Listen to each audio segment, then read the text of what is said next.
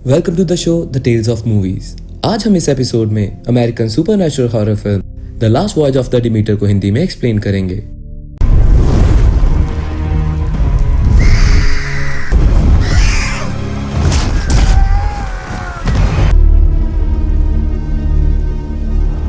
इस मूवी को एंड्रे ओवरडील ने डायरेक्ट किया है और ये फिल्म 11 अगस्त 2023 में रिलीज हुई थी।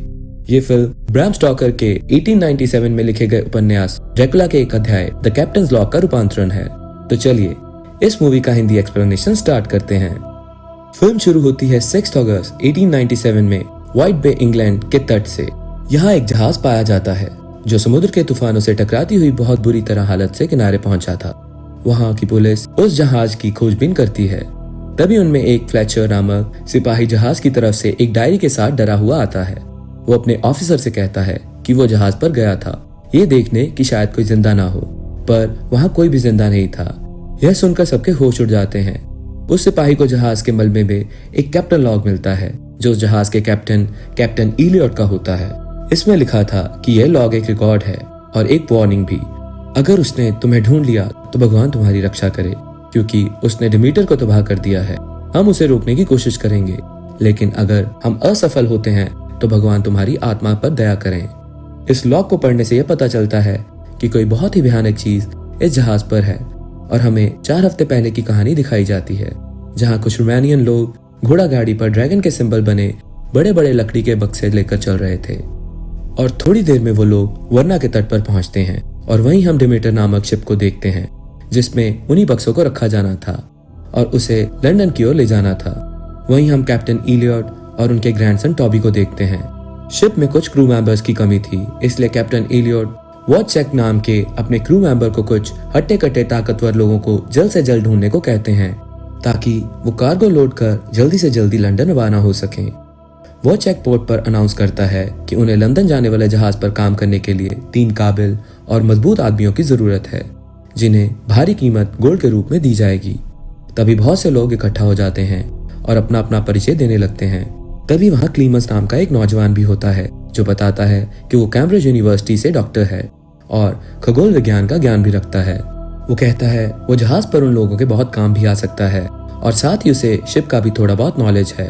वॉचचेक कहता है कि किसी की जान बचाना और नाव की जानकारी होना 2 अलग बातें हैं।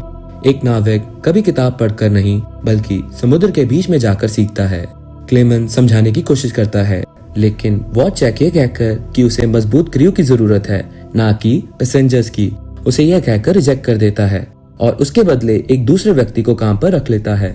फाइनली 3 लोगों को चुन लिया जाता है और अब डिमीटर पर कार्गो लोड होना था। यहाँ पर हम उन रोमानियंस को देखते हैं जो लकड़ी के बक्सों के खेप को पोर्ट पर लाए थे। वॉचचेक क्रू के एक मेंबर को उन रोमानियन लोगों से लकड़ी के बक्सों को जहाज पर लोड करवाने को कहता है, मगर वो काम करने में सीधा मना कर देते हैं और कहते हैं कि उन्हें सूर्यास्त से पहले ये इलाका छोड़कर जाना है। वॉचचेक ये सुनकर काफी गुस्सा होता है, क्योंकि जितने ज्यादा लोग होंगे उतनी जल्दी कार्गो लोड होगा और उतनी ही जल्दी वो वहाँ से निकल सकेंगे। तभी उनमें से एक आदमी आगे आता है और वॉचचेक को पैसे को दुगना करके उसे ही वापस कर देता है और जाने से पहले उन सबको गुड लक कहता है। यहाँ उस आदमी के बोलने के तरीके से साफ पता चलता है कि यह गुड लक कोई अच्छे साइन नहीं बल्कि एक आने वाले भयानक खतरे की घंटी थी। अब क्रू मेंबर्स को ही उन लकड़ी के बक्सों को लोड करना पड़ता है। तभी एक न्यू क्रू मेंबर जो वहाँ लोकल होता है ड्रैगन के सिंबल वाला बक्सा देख डर जाता है और इस वजह से उसके हाथ से रस्सी छूट जाती है। लकड़ी का क्रैच नीचे गिरने लगता है, जिसके ठीक नीचे टॉबी खेल रहा होता है और इससे पहले कि वो क्रैच टॉबी पर गिरता क्लेमन्स उसे आके बचा लेता है। डिलीट बहुत गुस्सा होता है और इससे पहले कि वो कोई कदम उठाता वो उन पर ही गुस्सा करता है और कहता है कि मुझे तुम लोगों ने ड्रैगन के बारे में कुछ नहीं बताया था। ये निशान बड़ा अपशगुन है। अपना सोना अपने पास रखो, भगवान तुम लोगों की रक्षा करे। अब वही तुम लोगों को और तुम्हारे जहाज को बचा सकता है। और ऐसा बोल वो वहाँ से चला जाता है। इलियट क्लेमेंस को थैंक यू कहता है और अपने जहाज में एज ए ट्रू मेंबर उसे शामिल कर लेता है और फाइनली डिमीटर शिप अपना सफर शुरू करता है। यहाँ हम देखते हैं कि जो रोमानियन ड्रैगन सिंबल वाले बक्सों को पोर्ट पर लाए थे वो दूर से जहाज को जाते देख प्रे कर रहे होते हैं। उधर टॉबी क्लेमेंस को पूरा जहाज दिखाता है। वो अपने डॉग हक से मिलाता है, कार्गो होल्ड भी दिखाता है जहाँ लंदन जाने वाला सामान भी रखा था। वो क्लेमेंस को किचन और शिप पर रखा अनाज और कई सारे जानवर भी दिखाता है साथ में ये भी बताता है कि अगर कोई दिक्कत हो जाए या समय में बदलाव के संकेत देना हो या आसमान भयानक दिखाई दे रहा हो तो ये वुडन टैप करना, इससे सभी लोगों को सिग्नल मिल जाएगा। वहीं हम कैप्टन इलियट को देखते हैं जो कैप्टन्स लॉग लिख रहे होते हैं।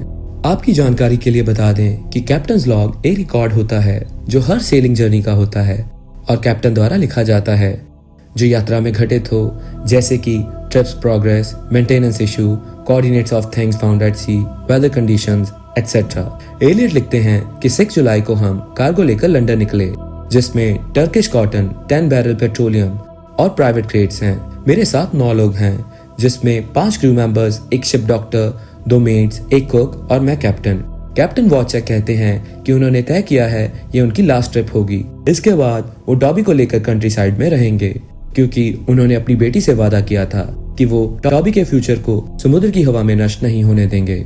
लंदन पहुंचकर मैं तुम्हें कैप्टन बना दूंगा और डिमीटर की सारी रिस्पॉन्सिबिलिटीज तुम्हें सौंप दूंगा। यह सुन वॉचेक इमोशनल हो जाता है। उधर कार्गो होल्ड में रखा गया ड्रैगन सिंबल वाला बॉक्स अपने आप खुलने लगता है, जैसे कोई खोल रहा हो, और फिर किसी की परछाई दिखती है, कुछ डरावना सा, जिसे देख चूहे भी बिल में छुप रहे थे। और ये सब देख अंदाजा लगाया जा सकता था कि जहाज पर कुछ भयानक होने वाला था। इन सब बातों से बेखबर सारा क्रू नाच गा रहा होता है। इसके बाद सारा क्रू अपने अपने हिस्से और उनको खर्च करने के तरीकों पर बात कर रहा होता है। अब क्योंकि क्लीमेंस भी उस क्रू का मेंबर था तो उसके भी पैसे मिलने थे, जिस पर कैप्टन के पूछने पर कि वो अपने हिस्से के पैसों का क्या करेगा, क्लीमेंस कहता है कि उसे पैसों में उतनी दिलचस्पी नहीं है जितना उसे दुनिया समझने में है। जब सब लोग बात कर ही रहे होते हैं तभी अचानक से हक जाली से देखते हुए भौंकने लगता है। टॉबी और क्लीमेंस तुरंत बेसमेंट में जाते हैं। वहाँ सारे जानवरों में अफरा तफरी मची थी और डर कर चिल्ला रहे होते हैं। टॉबी ये देख डर जाता है। तभी क्लीमेंस टॉबी को समझाता है कि जानवर आने वाले तूफान को सेंस कर लेते हैं, इसलिए ऐसा कर रहे हैं। दोनों मिलकर उनके दनबे में अंधेरा करते हैं। तभी एक जोरदार तूफान से शिप हिल जाता है और कार्गो हॉल में कुछ गिरने की आवाज आती है। क्लीमेंस तुरंत टॉबी को इस मैसेज के साथ कि कार्गो हॉल में कुछ गिरा है कैप्टन को बुलाने भेजता है। खुद ही कार्गो हॉल चेक करने लगता है। तभी उसे एक टूटा हुआ बक्सा मिलता है जिसकी सारी मिट्टी नीचे गिरी हुई थी। वो उस मिट्टी को चेक कर रहा ही होता है कि उसमें हरकत होती है। पहले तो वो डर जाता है, पर देखने पर उसे एक अधमरी लड़की दिखती है जो दर्द से तड़प रही होती है। वो उसे तुरंत कैप्टन के पास ले जाता है और सब इकट्ठे हो जाते हैं। क्लीमेंस बताता है कि इसकी पूरी बॉडी इन्फेक्टेड है और इन्फेक्शन से लड़ने के लिए इसे ब्लड की जरूरत है, इसलिए ब्लड ट्रांसफ्यूजन करना पड़ेगा, नहीं तो ये मर जाएगी। क्लीमेंस उस लड़की को अपना ब्लड देता है और बताता है कि अभी के लिए जितना हो सकता था कर दिया गया, लेकिन ऐसा तब तक करना पड़ेगा जब तक उसके शरीर का पूरा इन्फेक्शन खत्म नहीं हो जाता। वॉचेक लड़की को स्टोवे कहते हुए कहता है कि अगर इसे कोई जानलेवा बीमारी हुई सबको उस लड़की की मदद करने से मना करता है। पर कैप्टन नहीं चाहते थे कि उनके आखिरी जहाजी सफर में किसी की मौत हो, वे चाहे कोई भी हो। वो उस लड़की के ट्रीटमेंट में क्लीमेंस का साथ देते हैं, इसलिए क्लीमेंस को अपना खाना पेशेंट से शेयर करना होगा और उसे एक अलग शेड में रखना होगा। अब कैप्टन ने हाँ कर दी थी तो कोई भी कुछ भी नहीं कर सकता था। उधर ड्रैगन के सिंबल वाला क्रेट अपने आप खुलता है और उसमें से एक मॉन्स्टर जैसे दिखने वाला अजीब सा जीव निकलता है जिसकी हल्की सी झलक मिलती है। वही शेड में टॉबी आता है और क्लीमेंस से डेक संभालने को कहता है। क्योंकि अब ये काम क्लीमेंस को करना था, वो उस लड़की की जिम्मेदारी टॉबी को दे देता है और कहता है कोई भी उसे देखने की कोशिश करे तो तुम सीधा कैप्टन के पास जाना या मेरे पास आना। क्लीमेंस डेक पर जाता है जहाँ ऑलग्रेन उसे कहता है कि शिप पर औरत का होना बैड लक है और कोई भी आदमी आपसे खुश नहीं है, और वो दूरबीन से चारों तरफ का नजारा देखने लगता है। तभी उसे कोहरे में लिपटा एक मॉन्स्टर दिखता है। वो डर कर दूरबीन हटा देता है। जो दोबारा देखता है तो उसे कोई भी नहीं दिखता। ऑलग्रेन पूरा डेक चेक करता है। वो क्लीमेंस को बताता है कि उसने बहुत अजीब चीज को देखा, वो इस शिप पर ही है, और ऐसा बोल वहां से चला जाता है। रात हक किसी परछाई को देखकर भौंकने लगता है। तभी वो परछाई उस पर हमला कर देती है। कुछ देर बाद कुक जोसेफ लाइव स्टॉक लेने आता है जहां उसे हक की लाश बुरी हालत में मिलती है। यहाँ तक के सभी जानवर बुरी हालत में मरे हुए थे। जोसेफ सबको इस बारे में बताता है। कुछ लोग लड़की के साथ साथ क्लीमेंस को इसका जिम्मेदार ठहराते हैं। क्लीमेंस कहता है कि वो लड़की उठने की हालत में भी नहीं है, और यहाँ वॉचेक क्लीमेंस की बातों में सहमत था। यहाँ क्लीमेंस नोटिस करता है कि जानवर पर घाव के नहीं बल्कि काटने के निशान है और उसका शक हक पर जाता है। लेकिन कोई भी हक पर शक करने को तैयार नहीं था, क्योंकि वो काफी समय से चालक दल के साथ था और वे लोग उसके स्वभाव से वाकिफ थे। कैप्टन क्लीमन से पूछते हैं कि क्या ये वायरल इन्फेक्शन है, क्योंकि अगर ऐसा है तो हमें कहीं बीच में ही पोर्ट करना होगा। क्लीमन्स कहता है कि यह इन्फेक्शन किसी भी ह्यूमन में काटने से फैलता है, इसीलिए पोर्ट करने की जरूरत नहीं। कैप्टन राहत की सांस लेते हैं, पर डरा हुआ ऑलग्रेन कहता है कि मैं जानता हूँ कि ये किसी इंसान के नहीं बल्कि पावरफुल इविल ने किया है जो हमारे संग इस शिप पर है। वहीं दूसरी ओर उस लड़की को भी होश आ रहा था और साथ ही हम उस मॉन्स्टर को भी छुपा हुआ देखते हैं जो रात होने का इंतजार कर रहा होता है और साथ ही बार बार किसी एना का नाम भी ले रहा होता है। सारे लोग मरे जानवरों को समुद्र में फेंक रहे होते हैं। टॉबी हक के मरने से बहुत दुखी था। क्लीमन्स टॉबी को समझाता है और हौसला देता है। कभी कभी कुछ चीज इस दुनिया में हमारे कंट्रोल में नहीं होती, चाहे हम कितना भी प्रयास क्यों ना कर लें। वहीं ऑलग्रेन क्लीमन्स से कहता है कि पिछली रात मैंने शिप में एक एबनॉर्मल सी चीज देखी है। क्लीमन्स कहता है कि वो सिर्फ गॉड और साइंस पर भरोसा रखता है, ना कि अंधविश्वास पर। ऑलग्रेन कहता है कि तुम झूठ बोल रहे हो, तुमने भी मेरी तरह उसे देखा है, बस मान नहीं रहे। वहीं दूसरी तरफ हम उस मॉन्स्टर को देखते हैं जो डेक पर सबसे छिपते हुए इधर उधर घूम रहा होता है। इधर कैप्टन इलियट भी अपना लॉग कंटिन्यू करते हैं, जिसमें लिखते हैं कि आज 16 जुलाई है। पिछले 3 दिनों से मौसम खराब है। शिप का डॉक्टर रेगुलर बेसिस पर उस लड़की का ब्लड ट्रांसफ्यूजन कर रहा है, लेकिन उसकी हालत में कोई सुधार नहीं है। खाना भी कम पड़ रहा है, सब उदास हैं और अभी हमें 2 हफ्तों से ज्यादा की यात्रा करनी है। अगली सुबह क्लीमन्स उस लड़की को देखने जाता है और टॉबी से पूछता है कि क्या ये होश में आई। टॉबी कहता है कि नहीं, पर ये बेहोशी में कभी रोमानिया और कभी इंग्लिश में बड़बड़ा रही है। मुझे मिस्टर ऑलग्रेन ने थोड़ी बहुत रोमानिया सिखाई है। इसका नाम एना है और शायद ये कोई बुरा सपना देख रही है और इस सपने में ये बार बार फीड वर्ड को दोहरा रही है। जब रात में क्लीमन्स डाइनिंग हॉल से गुजर रहे होते हैं तो वहाँ बैठा जोसेफ कहता है कि हमेशा दर्जनों चूहे चीखते रहते थे और अब वे खामोश हैं, वह सब जा चुके हैं। क्लीमन्स कहता है कि शायद जब हक पागल हुआ था तो तभी चूहे भाग गए हों, जिस पर जोसेफ कहते हैं कि ऐसा नहीं हो सकता। चूहे कभी भी नाव छोड़कर नहीं जाते। बिना चूहे वाली नाव एक तरह से नेचर के अगेंस्ट है। वो तो नाव की राख में भी घर बना लेते हैं। जरूर किसी अननेचुरल चीज ने उन्हें रातों रात खत्म कर दिया। क्लीमन्स डॉक्टर था, उसका दिमाग ये सब मानने को तैयार नहीं था, पर कहीं ना कहीं वो इन सब के डर को खुद भी महसूस कर रहा था कि कुछ तो भयानक होने वाला है। आधी रात को एक क्रू मेंबर पेरोव्स्की, जिसकी डेक पर एज ए नाइट वॉचर की ड्यूटी थी, उसे कुछ आवाज आती है। जब वो चेक करता है तो उसे डेक की जाली टूटी मिलती है। आवाज की तरफ बढ़ने पर उसे स्टेयर के नीचे से आता मॉन्स्टर दिखता है, लेकिन इससे पहले कि वो कुछ समझ पाता, मॉन्स्टर उस पर हमला कर उसे मार देता है और उसका खून पीने लगता है।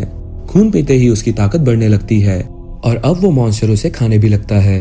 क्लीमन जब उस लड़की को देखने जाता है तो पेट्रोव्स्की को ना देखकर उसे ढूंढने लगता है। तभी उसे टूटी जाली और पेट्रोव्स्की का चाकू दिखता है। वह डरकर सबको इन्फॉर्म करने के लिए सिग्नल बेल बजाता है। सब रात खत्म होने का इंतजार करते हैं और सुबह होते ही वो पेट्रोव्स्की को ढूंढने लगते हैं। उसके ना मिलने पर सब इस नतीजे पर पहुंचते हैं कि पेट्रोव्स्की नशे में फिसलकर समुद्र में गिर गया होगा। पर सवाल ये था कि डेक पर खून के धब्बे कहां से आए और वॉच चेक का शक क्लीमन्स पर जाता है। क्लीमन्स वॉच चेक का शक दूर करता है और कहता है उसने हक की बॉडी देखी है, उसके गर्दन में काटने का निशान था। सभी जानवरों में सेम था, लेकिन खास बात यह थी कि उनकी आर्टरीज को रिप कर दिया गया था। मतलब इस तरह से मारना नॉर्मल नहीं है। तभी एना को होश आ जाता है और वो ये सब सुन लेती है। वो चिल्लाते हुए बोलती है कि वो यही है, हम सभी को इस वक्त बोट को छोड़ना होगा, नहीं तो वो हम सबको मार देगा। सबको लगता है कि एना अभी भी सदमे में है। कैप्टन क्लीमन्स को एना को संभालने को बोलते हैं और वॉच चेक बाकी क्रू मेंबर्स को काम पर लगने का ऑर्डर देता है। क्लीमन्स एना का फिर से ब्लड ट्रांसफ्यूजन करता है और पूछता है कि वो क्या कहने की कोशिश कर रही थी। एना बताती है कि ये कोई इंसान, जानवर या कोई मामूली चीज नहीं है, बल्कि एक पिशाच है जिसे हमारे गांव में ड्रैकुला कहते हैं। यह पिशाच रोमानिया में ट्रांसिल्वेनिया के एक पहाड़ के ऊपर बने एक बहुत पुराने कैसल में रहता है। यह दिन भर इंसान के रूप में अपनी पहचान छुपा कर रखता है और धूप ढलने पर ही मासूमों का खून पीने लगता है। ड्रैकुला से अपनी सुरक्षा के लिए बुजुर्गों ने एक सौदेबाजी का नियम बनाया और इसी सौदेबाजी के तहत मुझे ड्रैकुला को दिया गया। क्लीमन्स के पूछने पर कि तुम्हें सौंपने का क्या कारण है, एना अपने शरीर के घाव दिखा बताती है ताकि ड्रैकुला फीड कर सके और शांति से शहर को छोड़ दे। क्लीमेंस ये देख शॉक था। एना कहती है ड्रैकुला इस शिप पर है, जिसका मतलब है हम यहाँ से बचकर कहीं नहीं जा पाएंगे। और फिर उसी रात ऑलग्रेन और लार्सन की नाइट वॉचर की ड्यूटी होती है और ड्रैकुला इन दोनों को अपना शिकार बनाता है।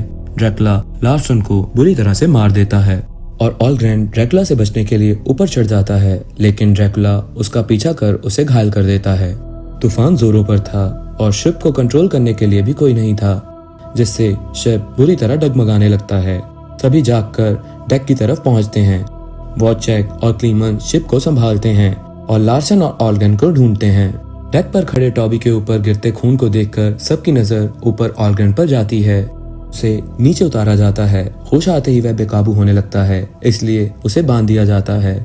फिर कैप्टन के पूछने पर कि इसे क्या हुआ, क्लीमेंस बताता है कि इसके नेक पर ठीक वैसे ही बाइट के निशान हैं जैसे सारे जानवरों के थे, और हम चाहें या ना चाहें ये जो भी चीज है रियल है और बोट पर है। और एना के द्वारा बताए हुए इस राक्षस पर सबको भरोसा होने लगता है। यह सारी बातें कैप्टन अपने लॉग में लिखते हैं, जिसे पता चलता है कि 24 जुलाई हो गई है, यानी 18 दिन बीत गए हैं और अब तक 2 लोग मर गए थे। एक इंजर्ड है और बाकी लोग डरे हुए हैं। हम इंग्लैंड पोर्ट के नजदीक हैं और हमें गॉड पर भरोसा रखे आगे बढ़ना होगा। कैप्टन सभी क्रू मेंबर्स को पूरे शिप की तलाशी लेने को बोलता है। अब क्योंकि ड्रैकुला तो अपने बक्से में था, इसलिए उन्हें कुछ भी नहीं मिलता। कैप्टन टॉबी को अपने केबिन का डोर लॉक करके रखना बोलकर क्रू मेंबर्स के पास जाते हैं। शाम हो गई थी और ड्रैकुला के हमले का समय हो गया था, इसलिए सब डरने लगे हैं और होता भी वैसा ही है। ड्रैकुला के बॉक्स से बाहर आते ही ऑलग्रेन की आंखें सफेद हो जाती हैं। वो पिशाच में बदल जाता है। वो खुद को रस्सी से छुड़ा बाहर आ जाता है। इधर टॉबी को लगता है कोई बाहर है और वो चेक करने बाहर आता है। टॉबी ऑलग्रेन को देख उससे बातें करने लगता है, पर ऑलग्रेन जो पिशाच में बदल चुका था उस पर हमला कर देता है। टॉबी खुद को बचाकर एक कमरे में छिप जाता है। ऑलग्रेन उस कमरे के दरवाजे को सर से पटक पटक कर तोड़ देता है और अंदर के लॉक खोलने की कोशिश करता है। टॉबी हेल्प के लिए वो टैप करने लगता है। टैप की आवाज सुनकर सब वहां पहुंचते हैं। ऑलग्रेन क्लीमेंस पर हमला कर देता है। वॉचचेक उसे पकड़ लेता है। कैप्टन और क्लीमेंस डोर ओपन करने की कोशिश करते हैं, लेकिन वो नहीं खुलता। जब दोनों अंदर देखते हैं तो उन्हें ड्रैकुला दिखता है, जो टॉबी पर अटैक कर उसका खून पीने लगता है। तभी एना वहां आ गन से लॉक तोड़ती है और टॉबी उन्हें जख्मी हालत में मिलता है और उसके गर्दन में भी उसी तरह के बाइट के निशान होते हैं। तुरंत टॉबी का ब्लड ट्रांसफ्यूजन किया जाता है। अगली सुबह पिशाच बन गए ऑलग्रेन को मस्तूल से बांध दिया जाता है। क्लीमेंस उससे बात करने की कोशिश करने लगता है, लेकिन जैसे ही सूरज की रोशनी ऑलग्रेन पर पड़ती है वो जलने लगता है। ऑलग्रेन जलने से चीखने लगता है और उसे दर्द से आजाद करने के लिए वॉचचेक उसे गोली मार देता है। यह मंजर देख सबकी रूह कांप जाती है, लेकिन यह भी साफ हो जाता है कि वैम्पायर सूरज की रोशनी से जल जाते हैं, इसलिए ड्रैकुला भी दिन में छिपता और रात में हमला करता है। टॉबी की हालत देख क्लीमेंस बताता है कि टॉबी में भी ऑलग्रेन जैसे सिम्टम्स हो सकते हैं, क्योंकि टॉबी छोटा है, साथ ही बहुत ज्यादा ब्लड लॉस और घाव गहरे होने की वजह से ब्लड ट्रांसफ्यूजन भी इसके काम नहीं आएगा। लेकिन अगर हम उस पिशाच को ढूंढ लें तो शायद हम टॉबी को बचा सकें। वॉचचेक इस बात से एग्री करता है। ड्रैकुला को ढूंढने में एना भी क्लीमेंस का साथ देती है। क्लीमेंस 6 जुलाई की कार्गो शिपमेंट डॉक्यूमेंट चेक करता है, जिसमें लंदन में कैरेफैक्स एबी के लिए एक प्राइवेट कार्गो कंसाइनमेंट की रिसीट होती है, लेकिन उसमें ओनर का नाम नहीं होता, इसलिए वो कार्गो हॉल में क्रेट्स चेक करने लगते हैं। क्लीमेंस पूछता है कि आखिर ड्रैकुला लंदन क्यों जा रहा है। एना बताती है क्योंकि उसकी कंट्री में फीडिंग करने के लिए कोई चीज नहीं बची। वहीं काफी मुशक्कत के बाद उन्हें ड्रैगन सिंबल क्रेट्स तो मिल जाता है, लेकिन ढूंढते ढूंढते रात हो जाती है। उन्हें क्रेट्स में ड्रैकुला नहीं मिलता, क्योंकि अब वो शिकार के लिए निकल चुका है और इस बार उसका शिकार बनता है कुक जोसेफ। ड्रैकुला के डर से जोसेफ सबसे छुपकर लाइफ बोट में भाग रहा था, लेकिन ड्रैकुला उस पर हमला कर उसे मार देता है। वो चेक जब कैप्टन को जोसेफ की खबर बताने जाता है तो पता चलता है कि टॉबी भी सरवाइव नहीं कर पाया और मर गया। वहीं एक के बाद एक मौत से सब डरे हुए होते हैं। अगली सुबह टॉबी को समुद्र में दफनाने के लिए कैप्टन हिम्मत नहीं कर पाते, इसलिए टॉबी की पीस ऑफ सोल के लिए एना प्रार्थना करती है। प्रार्थना के वक्त कैप्टन को टॉबी हिलता हुआ दिखता है। वो झट से टॉबी को उठाने की कोशिश करते हैं। अब क्योंकि टॉबी भी वैम्पायर बन गया था, वो कैप्टन पर हमला करता है, लेकिन धूप के संपर्क में आते ही जलने लगता है। अब्राहम कैप्टन को जलने से बचाता है, जबकि क्लीमेंस और वॉचेक वैम्पायर बने टॉबी को समुद्र में फेंक देते हैं। एलियट बदहवास होकर रोने लगते हैं और ये काफी दुखद मंजर था। अब क्रू में केवल वॉचेक, क्लीमेंस, कैप्टन और अब्राहम ही बचे थे। कैप्टन को आराम कराया जाता है, जबकि हॉल में क्लीमेंस सबसे कहता है कि ड्रैकुला छुप रहा है, वो सामने से हमला करने का खतरा नहीं उठा रहा, कि वो एक एक कर हमारा शिकार कर रहा है। एना कहती है कि वो छिप नहीं रहा, बल्कि लंदन तक सरवाइव करने के लिए हमें एज ए रेशनिंग यूज कर रहा है। क्लीमेंस कहते हैं कि लंदन सिर्फ एक दिन दूर है, तब उसे हमारी जरूरत नहीं होगी क्योंकि वो लंदन जाकर कहर ढाएगा, इसलिए हमें किनारे पहुंचने से पहले ही उसे मारना होगा। क्लीमेंस प्लान बनाता है कि वो ड्रैकुला को ट्रैप करेगा और शिप के साथ पानी में डुबा देंगे और वो खुद लाइफ बोट से भाग जाएंगे। वोचेक डिमीटर को डुबाने की बात सुन एग्रेसिव हो जाता है, क्योंकि डिमीटर उसका घर, परिवार और इमोशन सब कुछ था। लेकिन क्लीमेंस के समझाने पर कि हमारे पास कोई रास्ता नहीं है, वो दुखी मन से इस प्लान को मान जाता है। क्लीमेंस कैप्टन को बताता है कि हम शिप को छोड़ रहे हैं और ड्रैकुला को जहाज के साथ डुबा रहे हैं। कैप्टन कहते हैं कि वो ऐसे नहीं होने देंगे, क्योंकि ड्रैकुला ने उनसे टॉबी को वापस करने को कहा है और वो क्लीमेंस पर गन तान देते हैं। एना समझाती है कि कहीं ना कहीं आपको भी अच्छे से पता है कि टॉबी वापस नहीं आएगा, वो सिर्फ आपको भ्रमित कर रहा है। वो बताती है कि उसने मेरे साथ भी ऐसा किया और मेरा खून पीता था। कैप्टन समझ जाते हैं और कहते हैं कि आखिरी बार शिप को वही चलाएंगे और राक्षस को लंदन तक नहीं पहुंचने देंगे। इंग्लैंड का तट नजदीक था और ड्रैकुला को ट्रैप करने की सारी तैयारी हो जाती है। तभी अचानक से कोहरे की चादर शिप को चारों तरफ से ढकने लगती है, जिसकी वजह से कुछ भी नहीं दिख रहा था। इसे पता चलता है कि ड्रैकुला उनके प्लान को भांप चुका था और अब उसे मारना आसान नहीं था। एना क्लीमेंस से कहती है, मैं उसे महसूस कर सकती हूँ, वो मेरे लिए आए तो पता है आपको क्या करना है। तभी हम उस धुंध में ड्रैकुला का साया देखते हैं, जिसके पास अब विंग्स भी थे। ड्रैकुला उस धुंध की आड़ में अब्राहम पर अटैक कर उसे मार देता है। वॉचेक पर अटैक करने उसे नीचे गिरा जख्मी कर देता है। वॉचेक जख्मी हालत में जाकर शिप में छेद कर देता है, पर ड्रैकुला उसे अपने विंग में जकड़कर उसे मार देता है। क्लीमेंस एना से कहता है कि तुम लाइफ बोट तैयार रखो, मैं कैप्टन और वॉचेक को लेकर आता हूँ। लेकिन वॉचेक को मरा हुआ देख वो वापस डेक की तरफ जाता है। इधर शिप को डगमगाता देख कैप्टन व्हील संभालते हैं, लेकिन ड्रैकुला उन्हें भी जख्मी कर व्हील से बांध देता है। क्लीमेंस उन्हें देख वहां से उतारता है। कैप्टन उससे कहते हैं कि तुम सबको बताना कि मेरा लॉक सच्चा था, ना कि कोई कहानी, और ऐसा बोल वो दम तोड़ देते हैं। कैप्टन को मरता देख क्लीमेंस ड्रैकुला को ललकारता है, उसे उकसाता है, अपने सामने आने को कहता है। ड्रैकुला सामने आकर जोर जोर से चीखने लगता है और अपने पंजों से उस पर हमला कर देता है। एना क्लीमेंस को बचाते हुए ड्रैकुला पर गोली चलाती है।